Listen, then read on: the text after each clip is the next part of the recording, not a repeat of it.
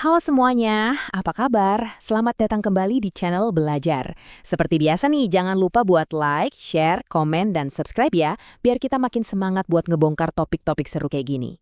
Oke, hari ini kita bakal ngebahas sesuatu yang sebenarnya diam-diam ngebentuk cara kita mandang dunia.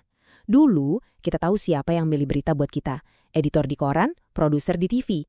Tapi sekarang, penjaganya itu nggak kelihatan, bekerja di balik layar setiap kali kita nge-scroll. Siapa sih mereka sebenarnya? Coba deh ingat-ingat pas terakhir kali kamu nge-scroll TikTok atau Instagram. Dari ribuan video yang sebenarnya bisa kamu tonton, kenapa kok malah video kucing main piano itu yang nongol di paling atas? Apa itu cuma kebetulan? Atau jangan-jangan ada sutradara tak kasat mata yang sengaja milih-milihin tontonan buat kita? Nah, pertanyaan inilah yang bakal kita bedah bareng-bareng. Buat ngerti kerumitan zaman sekarang, kita harus balik dulu ke akarnya. Yuk kita rewind sedikit, kita lihat lagi cetak biru asli dari komunikasi. Kelihatannya mungkin kuno banget, tapi percaya deh, prinsip dasarnya itu masih kepake sampai sekarang. Coba bayangin dunia di mana informasi cuma bisa nyebar secepat orang ngobrol. Ya, itulah era prasejarah, ada satu sumber, satu pesan ke satu penerima. Sederhana banget. Terus, boom, tahun 1456, Johannes Gutenberg muncul bawa mesin cetaknya. Tiba-tiba, satu ide bisa digandakan ribuan kali. Ini tuh kayak internet di zamannya. Terus, Samuel Morse dengan telegrafnya bikin jarak jadi nggak ada artinya lagi. Setiap penemuan ini bukan cuma upgrade kecil-kecilan, tapi revolusi total dalam cara informasi menyebar. Dan model formal pertama itu datangnya dari pemikir hebat, Aristoteles. Dia bikin ini jadi super simple, cuma butuh 3 elemen. Ada pembicara, ada pesan, dan ada pendengar. Simple kan? Tapi intinya di sini. Semua fokusnya itu ada di si pembicara. Gimana caranya dia ngerangkai kata-kata biar pendengarnya yakin dan percaya. Pikirin aja deh pidato politisi atau bahkan sales yang coba nawarin produk. Semuanya itu loh masih pakai formula kuno ini. Oke, sekarang kita lombat ke abad ke-20. Era di mana beberapa stasiun TV dan koran gede itu jadi semacam megafon raksasa buat satu negara. Coba bayangin deh, setiap jam 7 malam, jutaan keluarga di seluruh negeri duduk manis depan TV nonton berita yang sama persis dari sumber yang juga sama persis. Realitas kita itu kayak dicetak bareng-bareng. Kutipan ini ngerangkum satu teori penting banget namanya agenda setting. Gampangnya gini, media itu mungkin nggak bisa maksa kita buat mikir isu A itu jelek, tapi mereka jago banget bikin kita mikir, isu A ini penting banget ya buat dibahas. Kalau tiap hari berita utamanya soal ekonomi, ya kita semua bakal ngerasa ekonomi itu masalah paling darurat. Padahal mungkin ada masalah lain yang sama gedenya. Coba perhatiin baik-baik slide ini. Di satu sisi judulnya pengunjuk rasa menuntut keadilan. Kata pengunjuk rasa dan keadilan itu ngasih kesan perjuangan yang heroik kan? Nah, di sisi lain, kerusuhan pecah di kota. Kata kerusuhan langsung bikin kita kebayang kekacauan dan anarki. Padahal, bisa jadi dua-duanya ngeliput acara yang sama persis loh. Inilah yang namanya framing. Bukan soal bohong, tapi soal milih sudut pandang yang bisa ngubah total cara pandang publik. Terus, gimana kalau pendapat kamu beda dari yang diberitain terus-terusan? Pernah nggak sih mau komen di grup WA tapi ragu-ragu, takut cuma kita doang yang beda pendapat? Nah, perasaan itu ada teorinya. Namanya teori spiral keheningan. Rasa takut kita dikucilkan itu seringkali lebih gede daripada keinginan kita buat ngungkapin pendapat.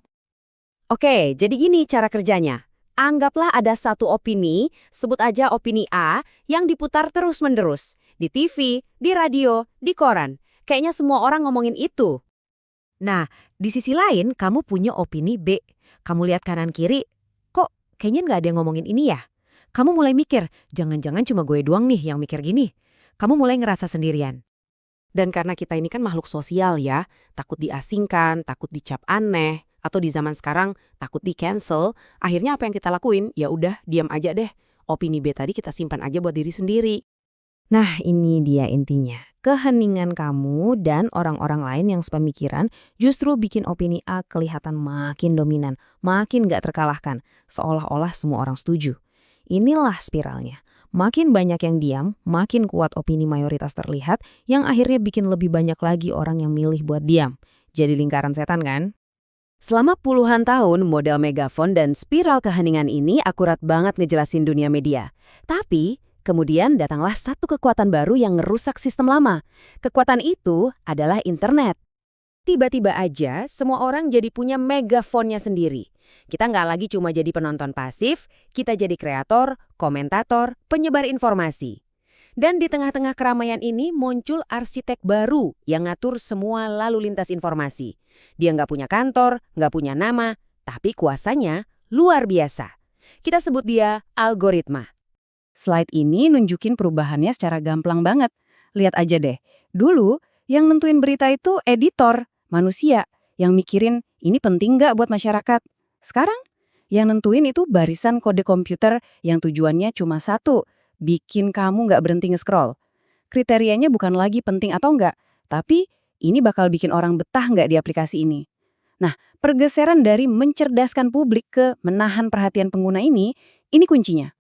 Jadi gimana sih arsitek ini kerja? Gampangnya ada 3 tahap. Pertama, dia jadi bouncer di pintu depan yang milihin konten mana yang boleh masuk ke timeline kamu. Kedua, dia juga jadi satpam di dalam yang ngefilter konten-konten sensitif. Dan ketiga, yang paling penting, dia yang ngedesain ruangannya biar kamu betah dan gak mau pulang, pakai fitur kayak infinite scroll dan notifikasi. Tujuannya satu, nyedot perhatian kamu. Terus, dampaknya apa buat kita? Kalau dulu kita semua nonton berita malam yang sama, sekarang kita seolah-olah hidup di jutaan dunia berita yang beda-beda. Feed TikTok saya sama feed kamu, biarpun kita temenan, bisa nunjukin realitas yang 180 derajat berbeda. Kita nggak lagi berbagi satu panggung informasi yang sama. Sisi baiknya jelas ada. Algoritma jago banget nemuin resep masakan atau band baru yang pasti kita suka. Ini namanya personalisasi. Tapi ada sisi gelapnya. Kita bisa terperangkap di gelembung filter di mana kita nggak pernah lihat pandangan yang beda. Atau lebih parah, masuk ke ruang gema di mana semua orang isinya setuju sama kita. Ini bikin kita ngerasa pandangan kita paling benar sedunia. Dan kalau gelembung-gelembung ini udah nggak bisa ngobrol satu sama lain, ya itulah yang namanya polarisasi sosial. Dan ini nih yang bahaya banget. Sebuah studi dari MIT nemuin fakta yang jujur aja ngeri. Berita bohong itu nyebarnya 6 kali lebih cepat daripada berita benar. Loh kok bisa? Ya karena algoritma nggak peduli benar atau salah. Dia cuma peduli sama interaksi, sama engagement. Dan coba tebak apa yang paling cepat mancing reaksi kita? Konten yang bikin kaget, bikin marah, yang sensasional. Seringkali yaitu disinformasi. Ini akhirnya ninggalin kita sama satu pertanyaan besar. Kalau dunia yang kita lihat di layar HP itu emang sengaja dirancang khusus buat kita, gimana caranya kita tahu mana yang beneran nyata? Gimana kita bisa misahin fakta dari fiksi kalau dua-duanya dibungkus sama-sama menarik?